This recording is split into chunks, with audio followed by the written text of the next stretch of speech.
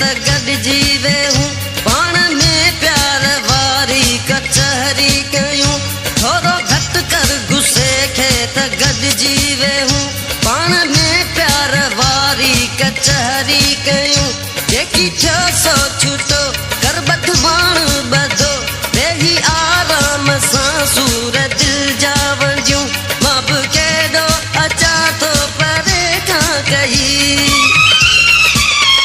मां बि केॾो अचां थो परे खां कही लोक जी टोक ऐं सूर सदमा सही बुरनि माण्हुनि जो दिलि में न अरमान कर कंबराणी कुठल ते ही एहसान कर छो